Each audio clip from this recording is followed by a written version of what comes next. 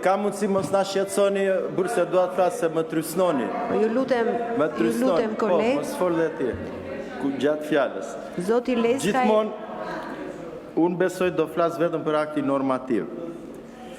Akti normativ i fundvitit i miratuar nga qeveria në mendimin tim nuk përfaqëson një reflektim politik mbi gjendjen ekonomike dhe sociale të vendit. Përkundrazi, ai konfirmon në mënyrë të qartë një model qeverisje që ka zgjedhur të administrojë, të kuroj pasojat e keq qeverisjes së vet, duke shmangur çdo përgjegjësi dhe duke shtyrë në kohë problemet reale të qytetarëve shqiptar.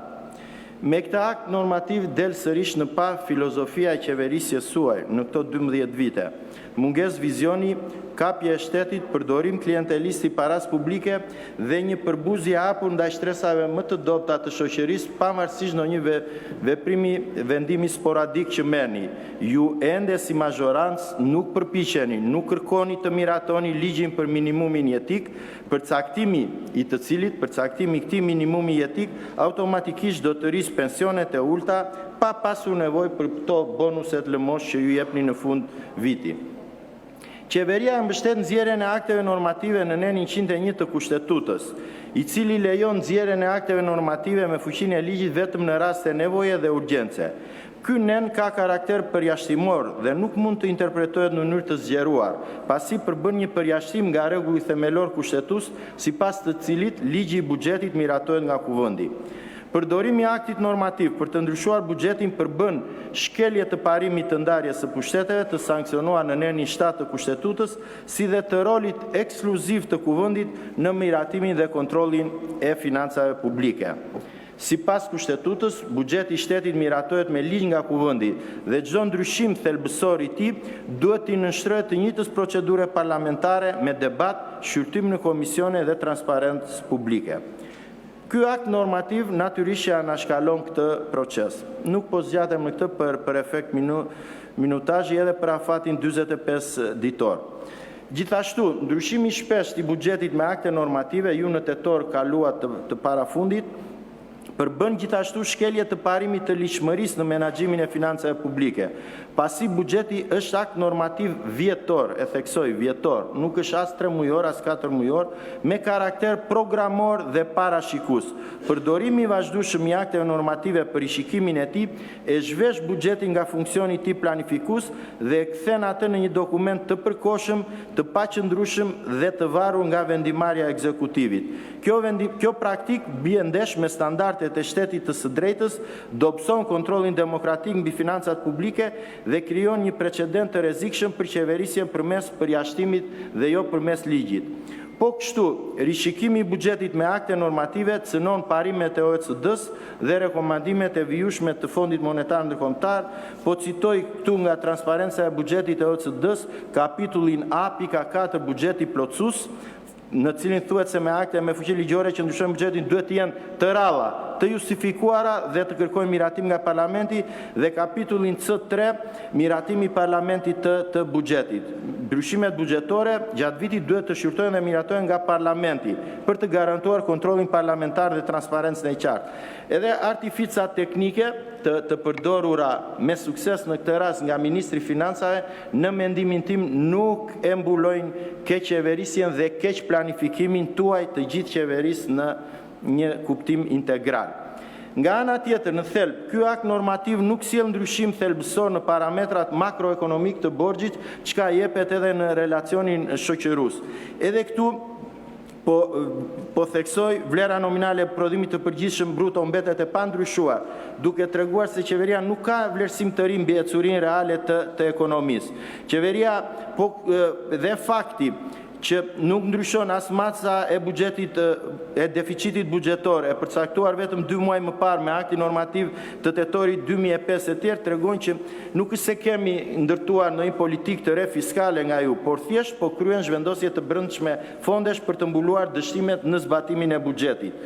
nuk po analizoj të ardhurat që nuk adresojnë informalitetin apo evazionin, por me qëse këto janë në raportet të njëjta, po përqendrojmë te shpenzimet. Kemi realokime të konsiderueshme, të cilat po t'i shikosh, po t'i analizosh me qetësi, në thelb janë treguesi një keq menaxhimi të thellë. Edhe pse shpenzimet totale nuk ndryshojnë, brenda atyre vret një zhvendosje fondesh që nuk bazohet në prioritete zhvillimi apo nevoja sociale, por në emergjenca të krijuara nga vetë qeveria nga segmente të veçanta të saj. Rritja e shpenzimeve operative të qeverisjes qendrore me 54 milion euro ose 6.8% është nga elementet më shqetësues të këtij akti normativ në një vend ku mungojnë shërbimet publike vuajnë nga mungesa e fondeve, ku shkollat dhe spitale kanë nevoja bazike të paplotësuara, mbështetje për fermerët dhe bizneset e vogla është minimale, qeveria zgjedh të rrisë shpenzimet operative të administratës. Dhe kjo rritje nuk shoqërohet me transparencë.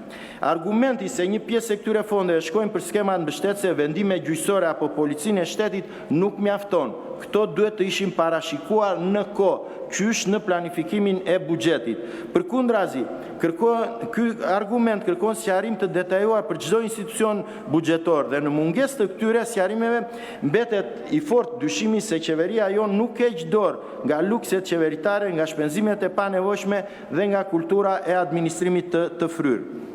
Një tjetër element problematik është alokimi 12.3 milion eurove shtesë për transfertat pa kushtëzuara ndaj njësive të qeverisjes vendore me qëllim shlyerjen e detyrimeve të prapambetura, detyrime të cilat nuk llogariten ato të krijuara nga fatkeqësi natyrore apo kriza të parashikuara, të cilat në mendimin tim nisur nga fakti që ju shumicën e bashkive e drejtoni vetë si forcë politike, në mendimin tim kemi të bëjmë me një shpërblim politik për paaftësinë dhe abuzimin.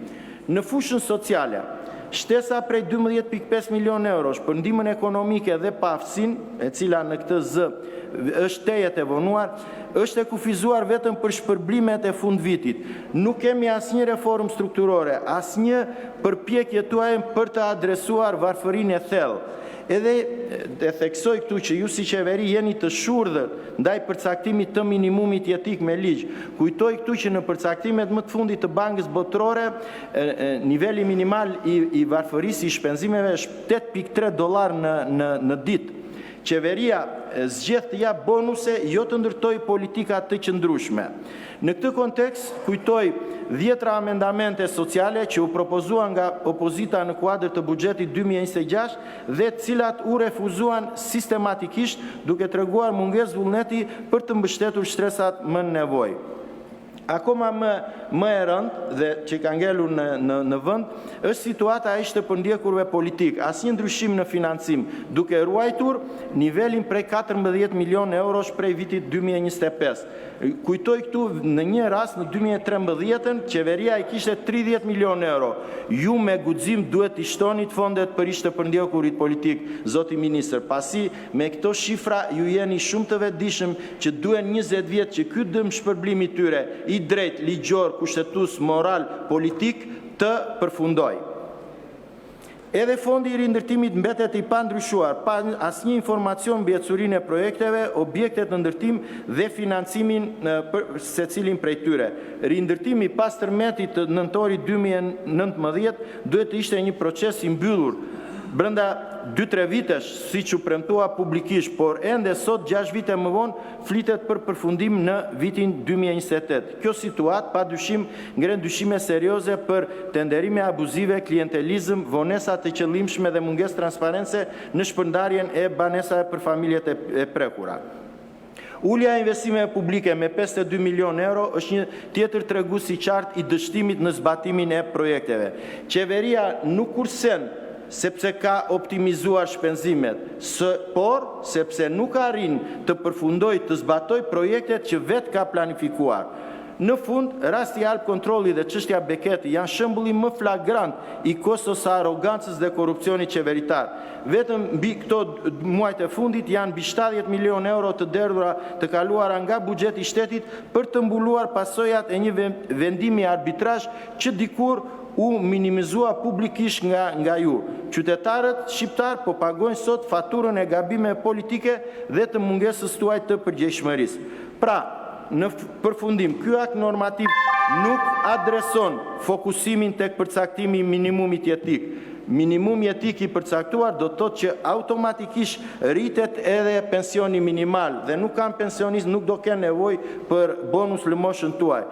Ky akt normativ nuk adreson krizën në shëndetësi dhe eksodin e mjekëve, kolapsin e arsimit dhe rënien e cilësisë, dështimin e arsimit profesional, braktisjen e bujqësisë dhe fshatit, varësinë e ekonomisë nga betoni dhe ndërtimi. Faleminderit zoti Leskaj. Jo, zoti Leskaj, se kemi bën rregull për gjithë. Jo, faleminderit zoti Leskaj, mund t'uleni. Zonja Gjigjo keni fjalën dhe të përgatitet zonja Alolli.